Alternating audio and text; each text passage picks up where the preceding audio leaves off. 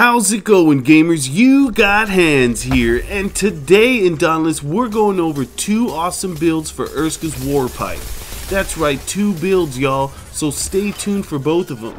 The first build utilizes Savagery, which gives us 100% damage versus wounded parts, and I'm telling you, it is a crazy awesome build. However, it is mostly used in solos because you're using a +3 Conduit.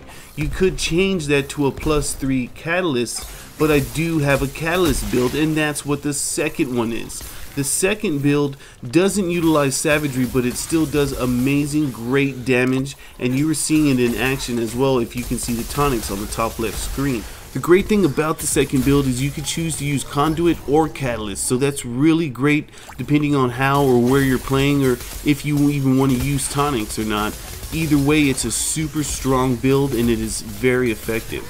And remember this, Slayers, with the new update, the wound mechanic has changed. When you apply a wound to a behemoth part, you enter into Aether Rush, which gives you increased damage, attack speed, movement speed, and stamina regeneration. So that is super epic, and that adds to our epic builds.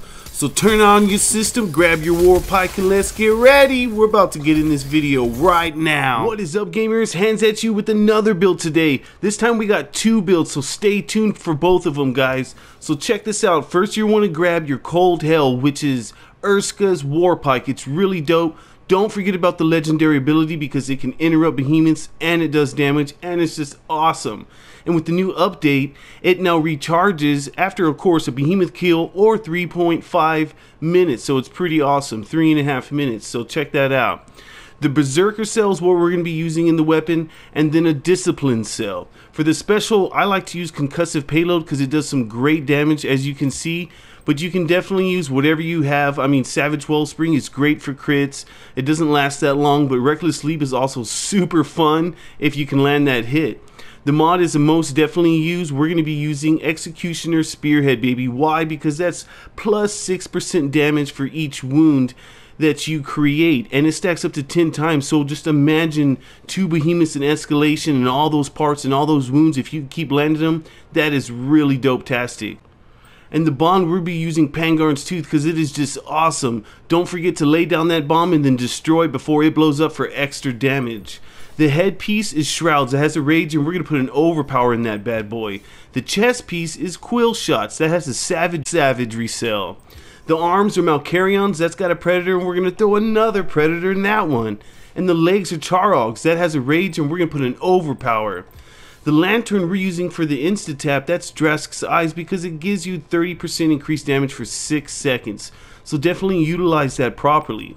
And then you're going to put a Conduit cell, so make sure you don't use this in a group if someone else has a +6 Conduit, or you'll take over their Conduit with a +3. You can always put a +3 Catalyst cell in there if you're feeling brave and you want to use this build, the Savagery build with Catalyst, but the next build I have is a Catalyst build, so stay tuned for that. Or you could perhaps use whatever you prefer, you know, but specifically the best uses would be Conduit or Catalyst and Cascade if you didn't already have the drone. So for the tonics, definitely rock Blitz, Inside Tonic, and Frenzy Tonic. The build will just go epic. So all in all, what we got going on is a +6 overpower. That's 60% damage, y'all. Predator, 35% damage if you can avoid not to get hit. Rage, 25% damage all the time because we're rocking Discipline. And then Savagery is a 100% damage versus wounded parts, and I'm telling you, that is awesome. The next build doesn't have Savagery, but it is still super strong, and it is a Catalyst build. The next, we got Berserker, which is a 20% damage if you can maintain attacking to get those stacks up. And then we talked about the +3 Conduit. Please do not use it in a group. If someone else has a +6 Conduit, you will ruin the Conduit for you and your party. I suggest Conduit, Catalyst, whatever you have, but make sure you just use this solo and make sure to ask your teammates if they're using Conduit or not. Next, we have Discipline. That keeps us at half health so we can use Rage, but it also gives us an extra critical strike chance. And the weighted strike is from the Bond, and that is a nice plus 15% stagger damage. So I hope you enjoyed this build. It is considered one of the best builds for this War Pike. But next, I'm going to show y'all a Catalyst build that is very, very close. It doesn't have Savagery, but it has a +6 catalyst and it has Wild Frenzy as well. This bad boy, obviously the same War Pike, Cold Hail, y'all, and then we're gonna put a Wild Frenzy cell in there and then a Discipline cell. Same thing with the special mod in the Bond. The headpiece is Shrouds, and we're gonna put an Overpower cell in that bad boy. This is Koshai's chest piece, and we're gonna put a Catalyst. Gotta love Catalyst.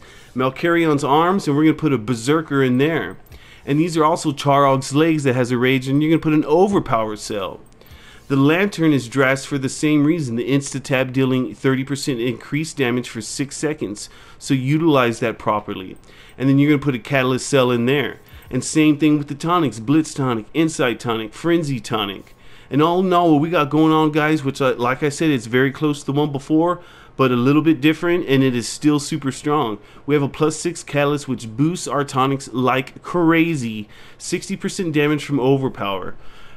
We have 35% damage from Predator, and 25% damage from Rage, and another 20 from Berserker.